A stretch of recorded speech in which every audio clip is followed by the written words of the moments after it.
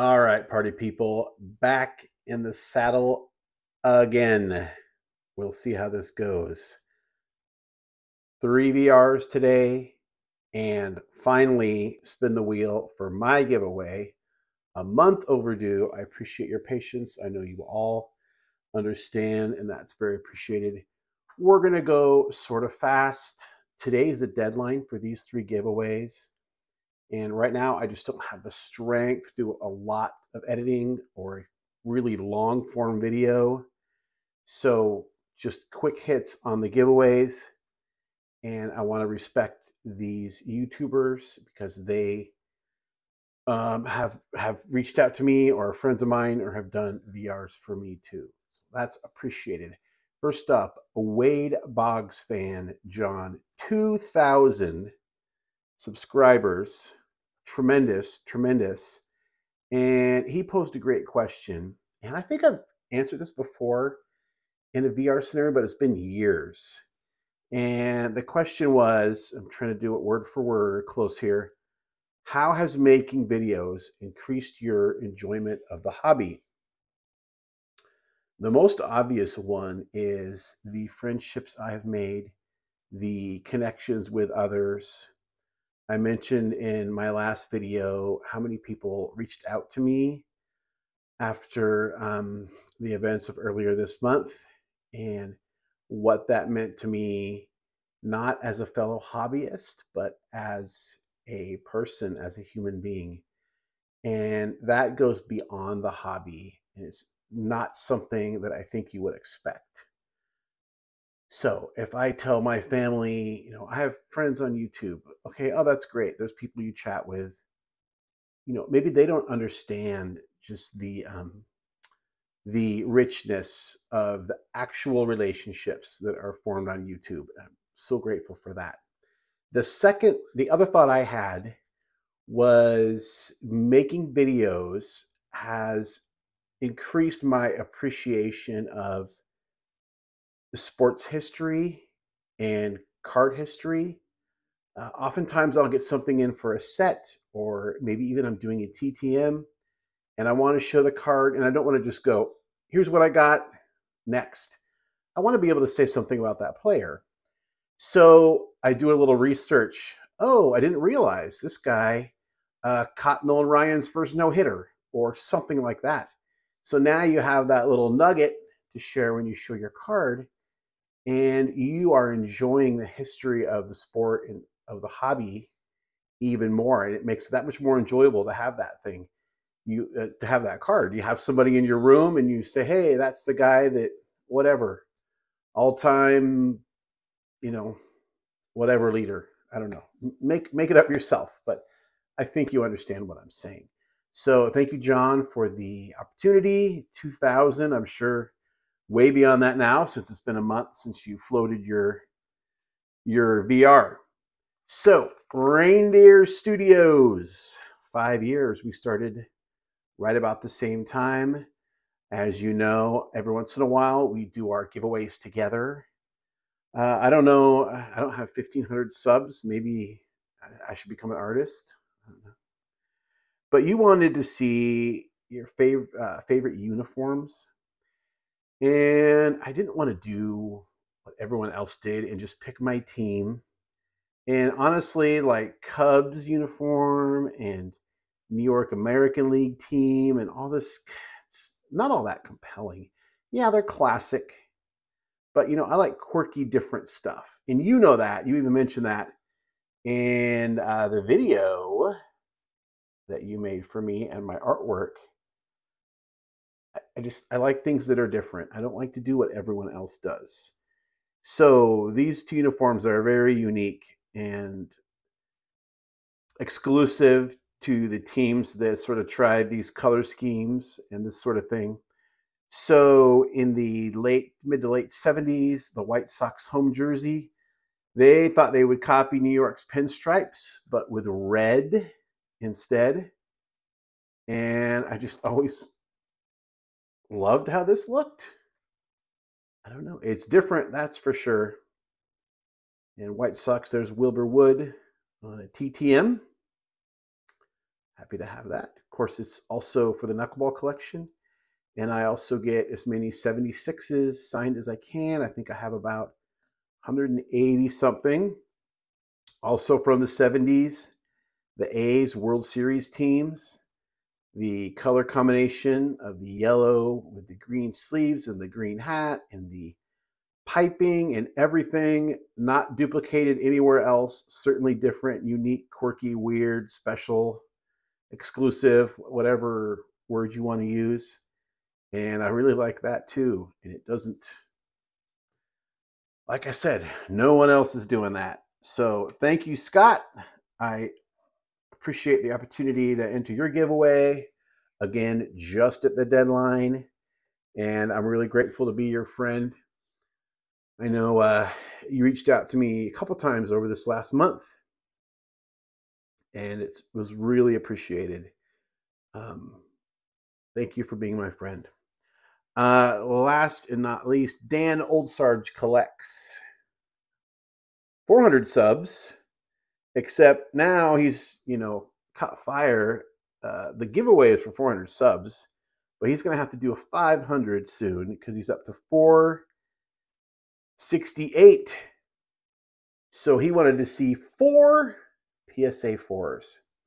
Now, I watched Wade Boggs Fan VR for this morning, Thursday morning, and I agree with him. He mentioned 4 is just this great grade for vintage cards because the cards show a little handling and wear and love and aging, but typically you're still getting a beautiful card, and that's true for all these.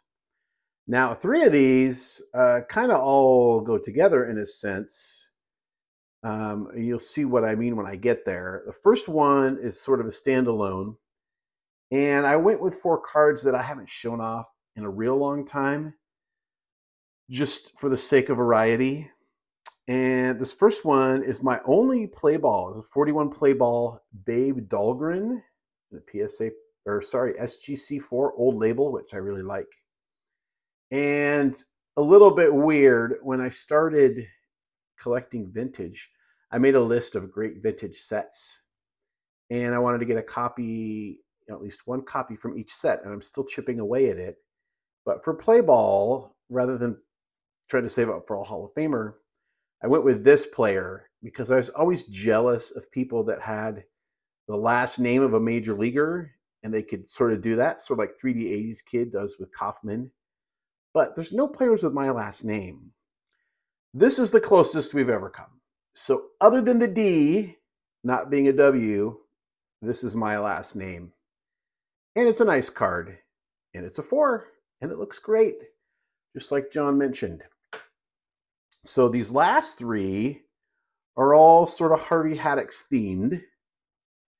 And that's just by happenstance. But I decided it was a good idea to go with it, because normally I do a whole Harvey Haddix theme in May on this channel. It didn't work out because of life events. It's one reason why I'm so grateful to get that from Scott, and go check out that video if you haven't seen it. I really love my Parallax piece. And anyway, so here's 3 Harvey Haddix items. This I bought at I think the height of the bubble during the pandemic.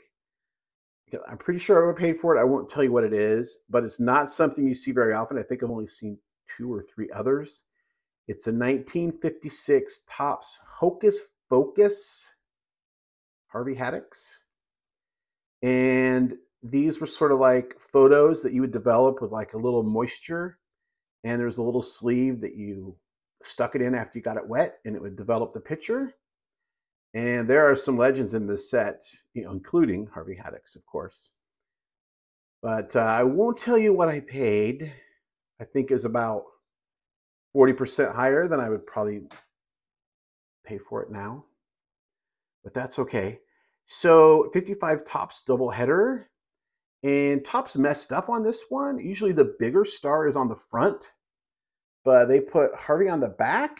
And some guy, help me out, Vintage Sanctuary, Ed Lopate on the front. I don't know why they did that, but I could just display it like this.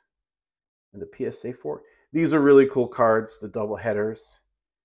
And I also have a really cool Mecha double folder that I like that inspired this set. Lastly, for the PSA or the 4s, 58 Topps Braves Fence Busters. And we'll roll this into my first shout out, by the way. What does this have to do with the Harvey Haddocks? On May 26, 1959, all 4 of these players were in the lineup against Harvey Haddocks when he pitched the greatest game ever lost. And 3 of them, all of them except Crandall, had a part in breaking up the perfect game / no-hitter. So this card just fell into my lap, but it's cool. I mean, you got 4 greats on there. Joe Adcock probably doesn't get enough credit because not only was he not the main star or the sub-main star, he was probably the 3rd greatest Brave during that time. I'm a big fan of his. The shout-outs, 4 of them. Like I said, I would roll this into my first shout-out. These are all 4 channels I've shouted out before, but still didn't get enough pub. So let's see if we can get them a little bit of a boost. Carlisle Rude, the Battery. Big Braves fan, collects everything Braves. I love his presentation style. He has, I don't know exactly what software he uses, but he has, like, if he has a want, and let's say it's a Braves team set, he has the cards he doesn't have, like, ghosted out, and the cards he does have, I think the actual scans of his actual cards he has showing. And it's just a cool way to see the checklist and a great presentation style. Concrete Buddy, George, should have more subscribers. Fellow vintage boxing collector, sends me some boxing stuff every once in a while, and sent me a cool Blake Snell for my Washington State PC. He supports me. I would love to see him get more support. Ken Nothing Fancy Collectibles sort of does a little bit of everything from what I've seen. Just needs more exposure. I would disagree that it's Nothing Fancy Collectibles. I think you got some really cool stuff. Last but not least, Fabian, who collects a lot of stuff, but also TTMs all the way from France. I don't want to know what his budget is for stamps and all this mail and everything, but I really respect, that's someone that loves the hobby. They're writing players and buying stuff, I assume off of like North America based eBay. You're getting it shipped all the way to France for his collection. That's a collector that loves collecting. So thanks, Dan. Congratulations again. 400 on your way to 500. And now we are ready to give away something back to you, to anyone that made a VR for me. Thank you before May 1st. Really appreciated. We had lots of submissions. Let's check out the wheel. We had 32, I believe, submissions. If I left one off, it's going to break my heart. Let me read over them really quickly. Barry, easy for me to say. Barry, SFI Sports Cards, 4 Soft Corners, BD Kane, Dustin and Blake, God is Great, Cincinnati Kid, Ken's Cardboard, 3D 80s Kid, Nationals roommate, by the way, Mookie Chilson, Stukes, I didn't want to type in his whole name, Double D Vintage Baseball Cards, Alan Twitchell, Vintage Dave T, Peter B, Concrete Buddy, Poor Man's Stack, Clean Cheap Shots, Collector Not Hoarder, Collecting Maddox, Basement Collector, Scoots Collectibles, Don't Talk to Robots, Signs of the Pastime, John P. Collects Cards, Pepino Man, Max Wax Stacks, Reindeer Studios, Scudder's Garage, going to a show with him tomorrow, Saturday, excited. Flying Dutchman Cards also will be at the show with me. Leslie Smith, Hodges, and that's 32, I think, from what I last counted. So, first spin is a $25 eBay gift card. Let's not delay. We're doing it right now.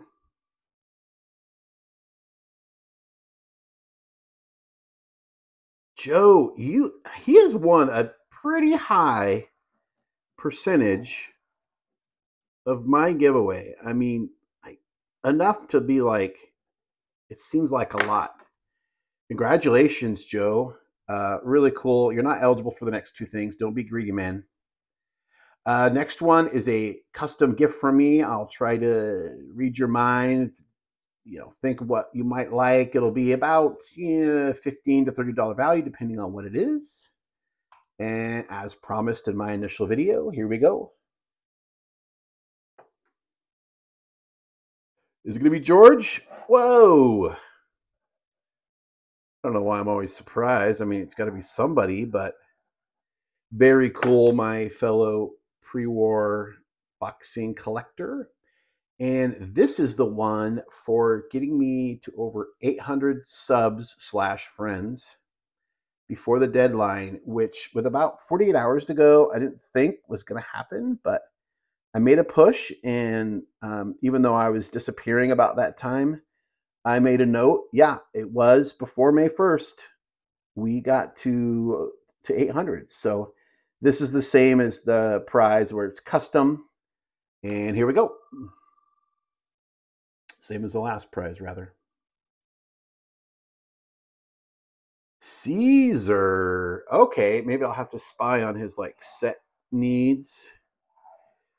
And I don't think I've ever mailed anything to Pepino Man, which is quite surprising given that I've been around for 5 years and he's been around way longer than that. Anyway, that was a lot of fun. Thank you for everybody for hanging on another extra 3.5 weeks over the initial promise date. I know you're all understanding and graceful and merciful, and anyway, it's all appreciated. I'm glad to be back making content. I don't know. I don't know what else to say. We're continuing on here, and I hope you stick around with me. Until next time, remember, we don't count subscribers, we count friends.